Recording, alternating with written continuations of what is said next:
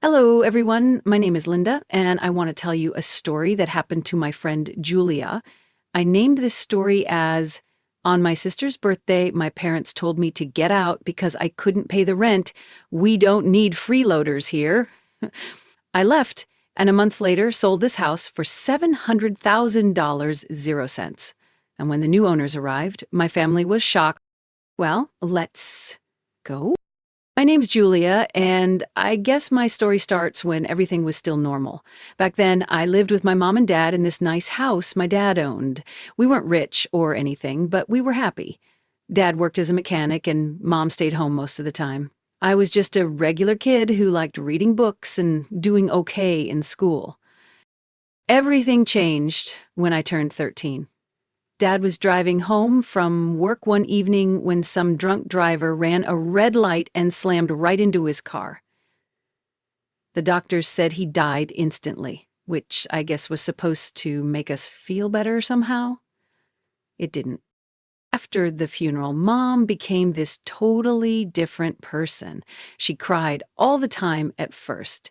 Then she just went numb for months. She'd just sit on the couch staring at the TV or scrolling through her phone. About 4 months after Dad died, Mom started going out more. She'd get dressed up and leave me home alone for hours. When I asked where she was going, she'd just say, "Out," and that was it. Then one day she came home with this guy named Richard. "Julia, this is Richard," Mom said like it was no big deal. "He's been helping me through some tough times." Richard was this tall guy with gray hair and a fake smile. He shook my hand too hard and said, "Nice to meet you, kiddo.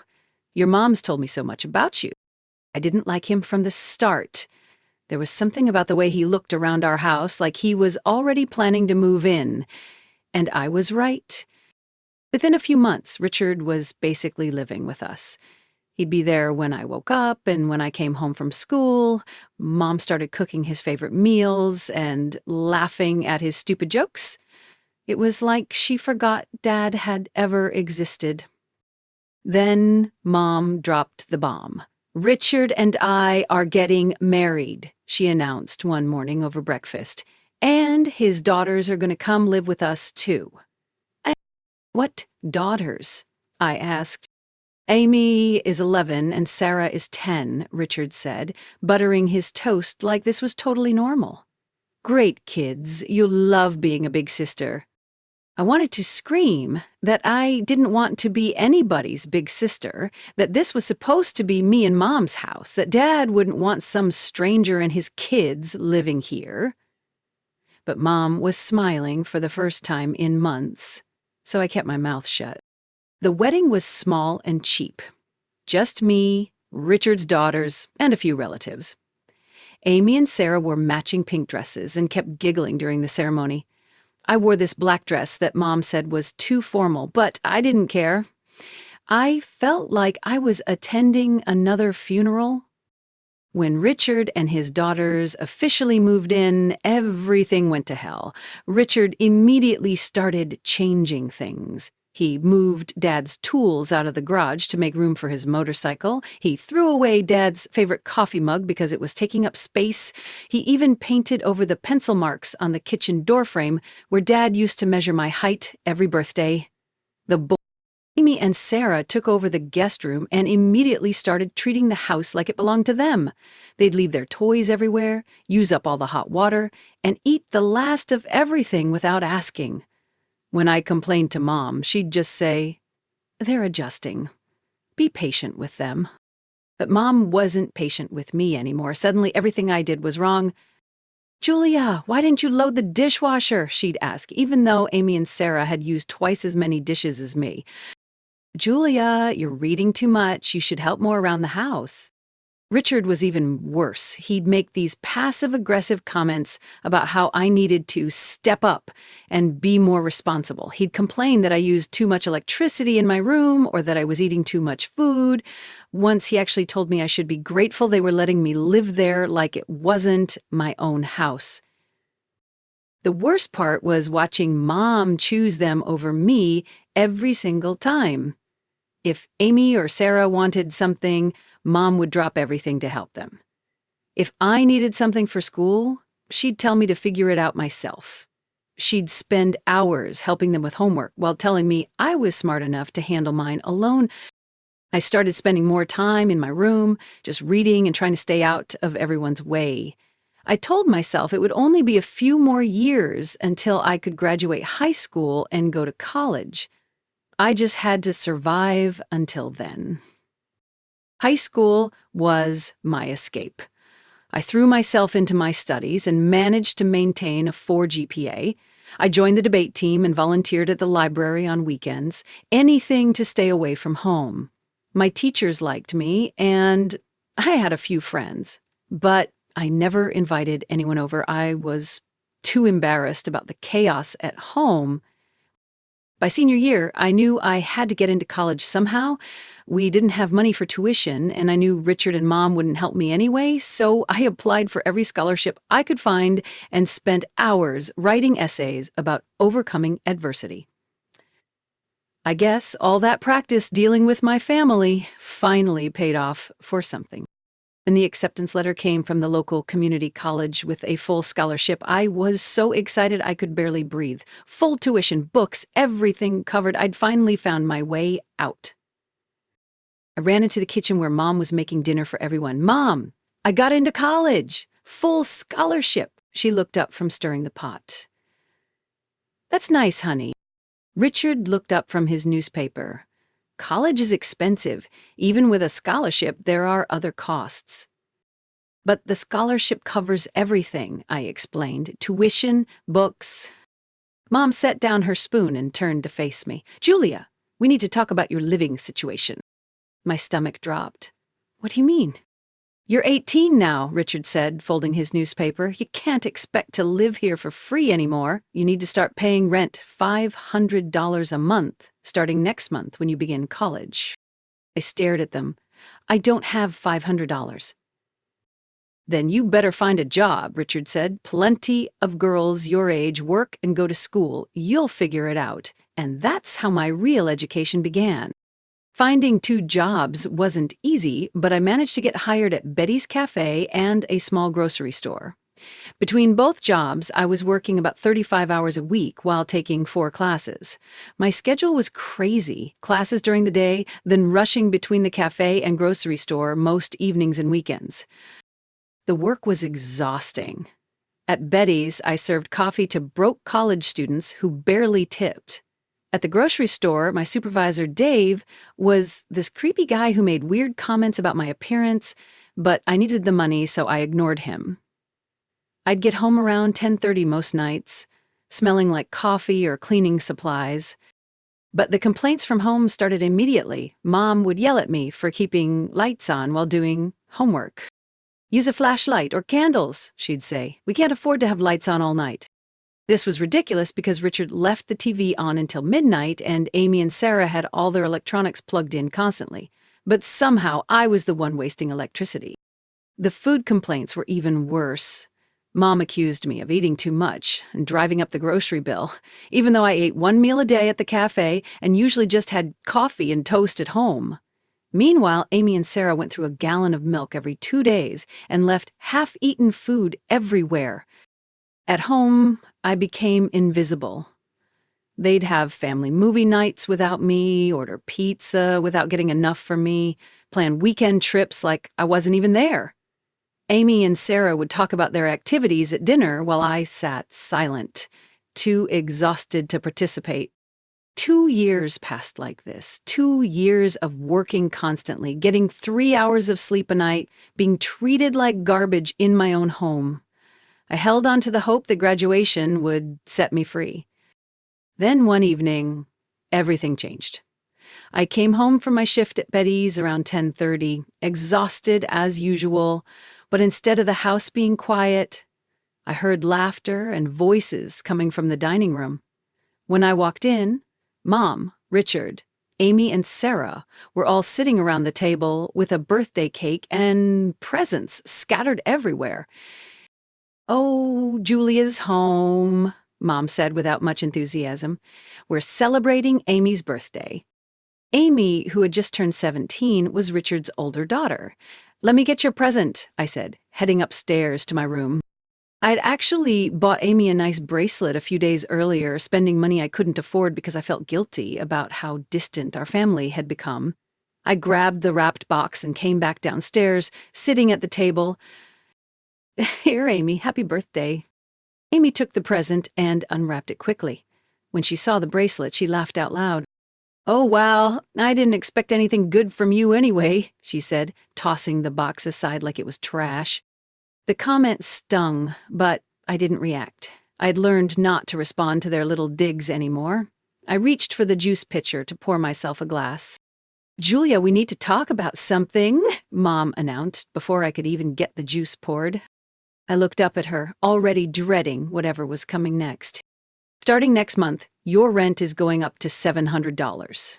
Everything's getting more expensive, and we save money for Amy's college fund. I can barely afford $500, I said quietly. Richard leaned forward in his chair. Actually, Julia, we've been giving you a discount this whole time. You should have been paying us $1,000 a month. $700 is still a bargain. I stared at him. $1,000? For living in my own father's house? I can't pay $700, I said. It's impossible with my current jobs. Then find better jobs, Richard said with a shrug. Or work more hours? I'm already working 35 hours a week and going to school full-time. Mom sighed like I was being difficult. Julia, you're an adult now, and if you can't afford $700 a month, then maybe it's time for you to find somewhere else to live. We don't need freeloaders here.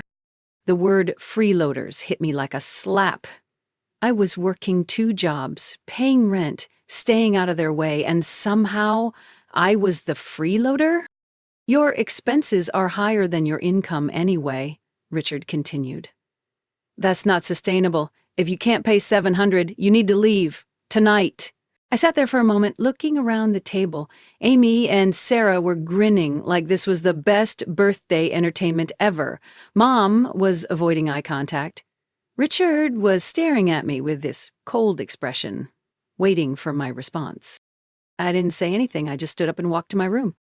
Behind me, I heard Amy whisper excitedly to Sarah, "Do you think she's really leaving?" In my room, I pulled out 2 small duffel bags and my backpack. Everything I owned fit easily. I hadn't bought much for myself in the past few years, spending all my money on rent and school expenses. My most valuable possession was my laptop, which I wrapped carefully in a towel. As I was packing, I heard footsteps in the hallway. Richard appeared in my doorway, watching me closely. "Make sure you only take what's yours," he said. "Nothing from the house." Like I wanted any reminders of this place. I zipped up my bags and carried them downstairs. The birthday party had moved to the living room, but they all watched as I loaded my stuff into the trunk of my dad's old Honda, the only thing of his that Mom hadn't gotten rid of or given away.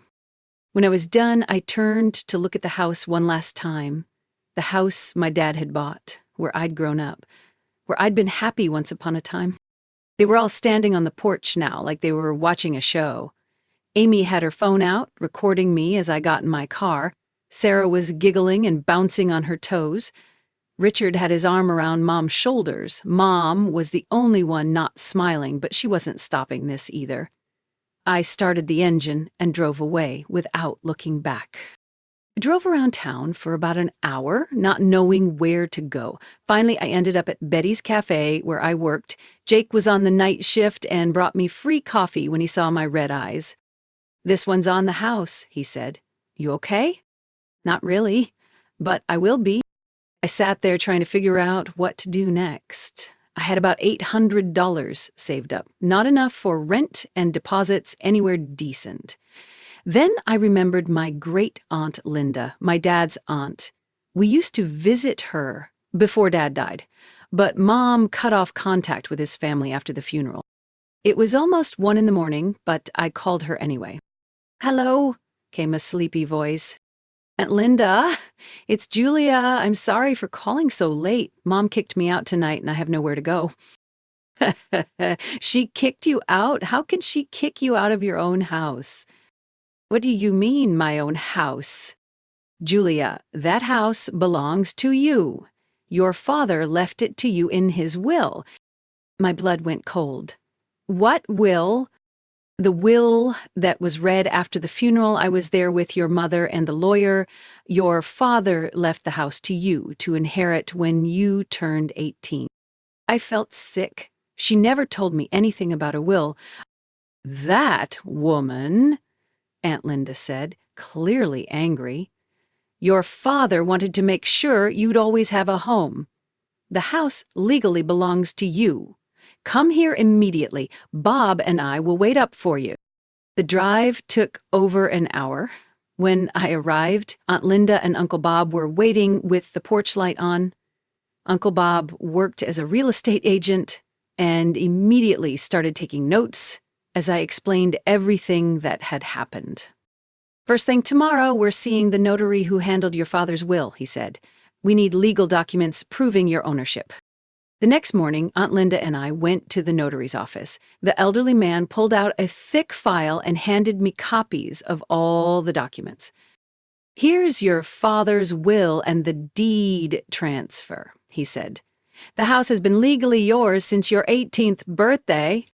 Seeing it in writing made it real. My father had protected me, even after death, and my mother had stolen that protection from me. Then we sat at their kitchen table with milk and warm cookies.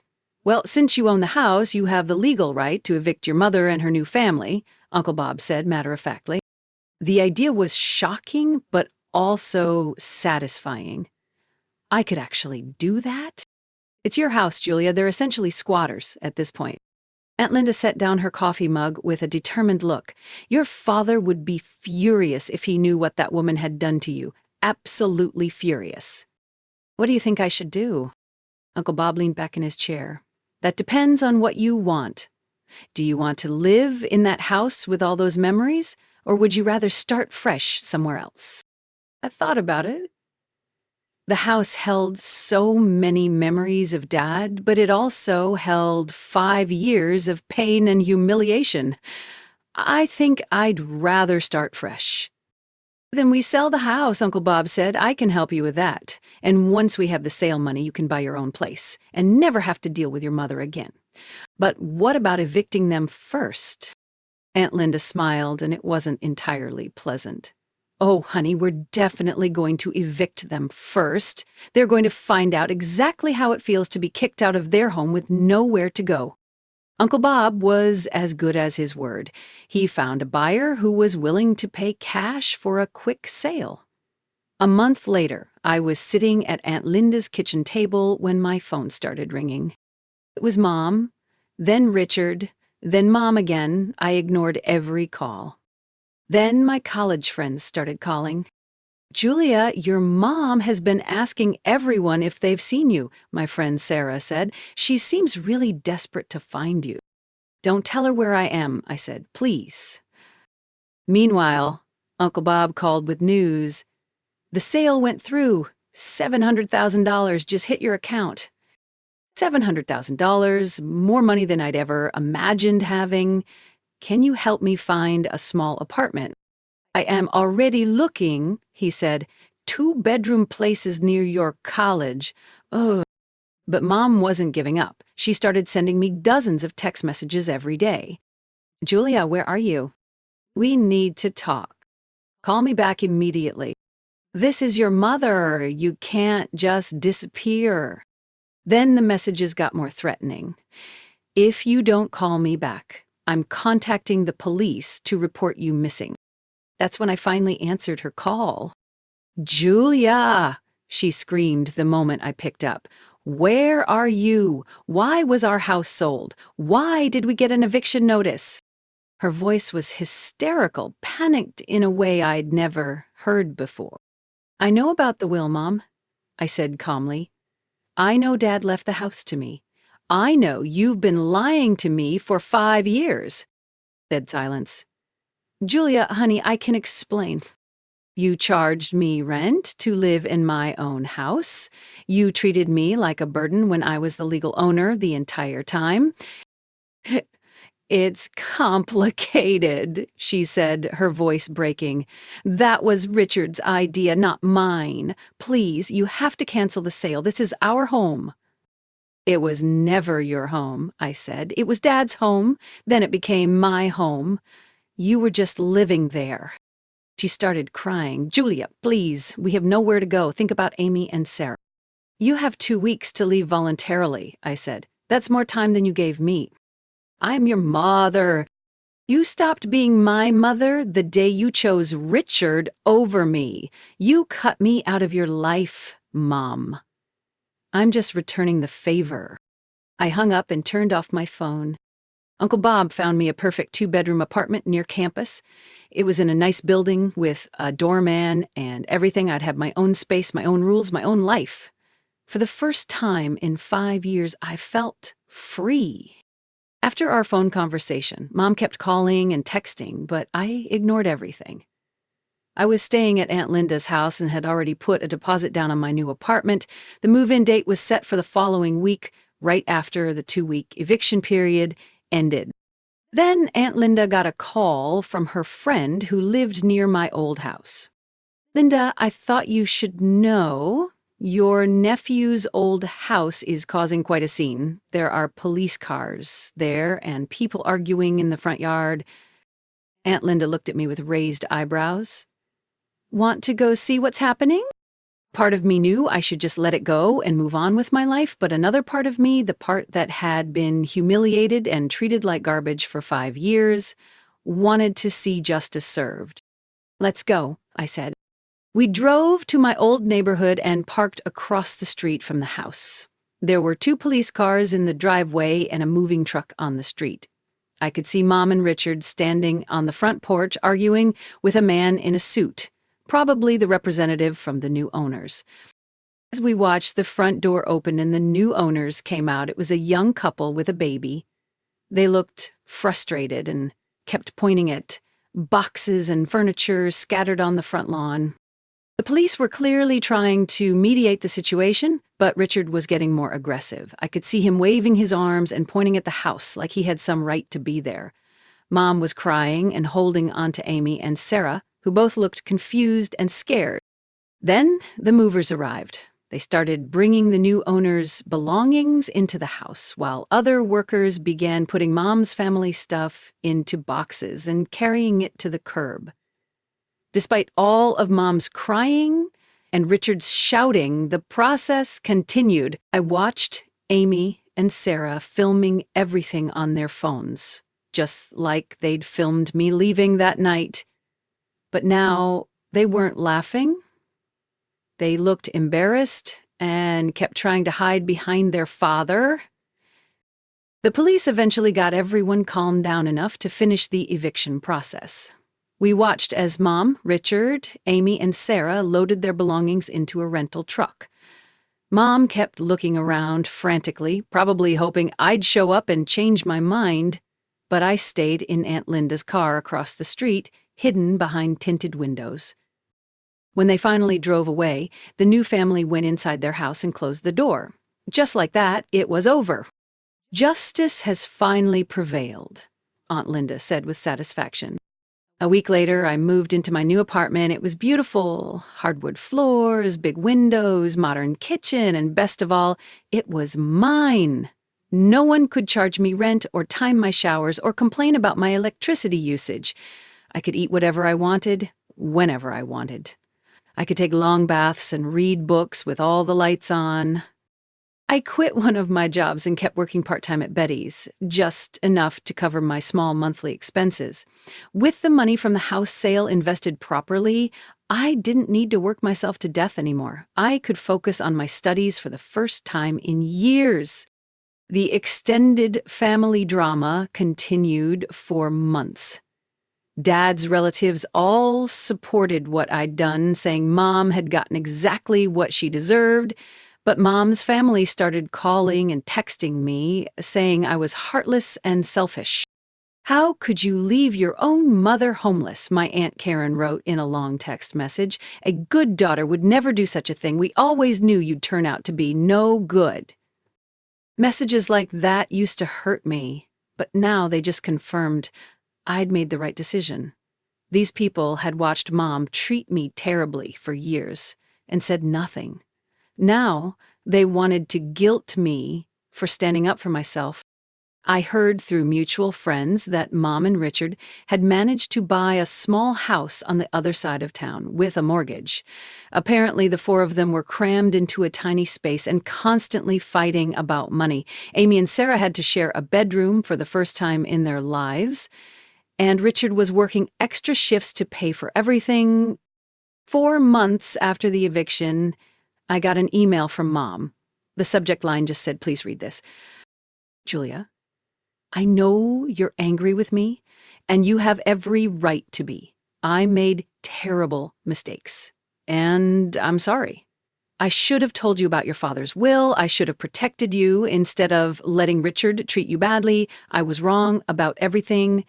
Please, can we meet somewhere and talk? I miss my daughter, and I want to make things right. Love, Mom."